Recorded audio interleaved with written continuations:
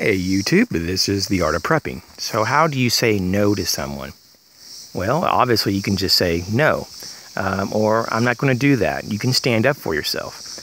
It's a little bit easier when there's not a state of emergency, a calamity, a disaster, an SHTF situation, a long-term event, maybe a power grid down situation. God knows, maybe we got nuked in the country, maybe there's a pandemic. Whatever this could be, and there's many variants of this. You may have to actually say no in a much more stern way than you ever thought you'd ever have to. Because there could be family, friends, neighbors knocking on your door, asking for help, that if you were to actually help them, you would limit the resources and the capability of your own family to the point that you would put them in danger. Now, this is somewhat of a serious topic, and it's not really fun to talk about, but there's going to be a point, though, that when you say no to them, they know that you have resources, or they suspect that you do, which hopefully they won't, because you're going to be a good prepper and practice being confidential with what you have. And this is one of the main reasons why you don't go out and blab about what you have, because what will happen is they may have to come back in a different manner, in a way that you've never seen those people before. And they may actually have violence incorporated into their manipulation and methodology to get resources, and it may be from you.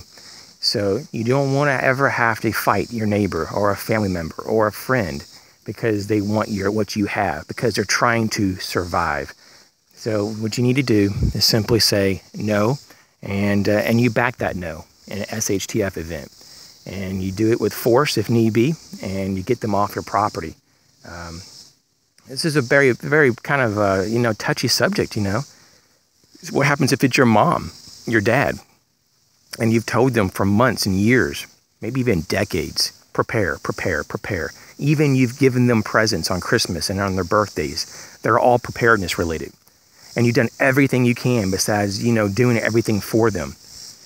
There might be a point, though, that's, in our previous videos, we talked about, maybe having a small pack or cash set aside for family, friends, and neighbors, just to relieve this problem temporarily. But long term, it's still going to be a problem.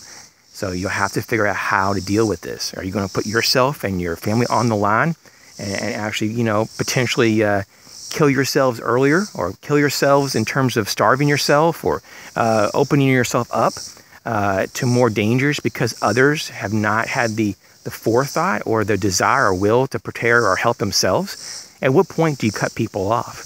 This is something you have to decide, and it's not a very fun decision to make. But if you can make it now, it's going to be much easier than later.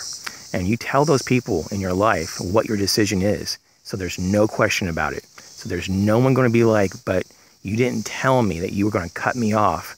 You didn't tell me that you're going to be this way. You can tell them now that at a certain point, it's going to be, I have to take care of my family, my immediate nucleus family, my wife, for example, or maybe my kids, whatever you have, or maybe you're a lady and you have to take care of your husband or your kids. But whatever it is, you're going to have to say no, and that's the line, because if you cross the line, you're actually putting us in danger. As always, you guys be safe. Catch you later.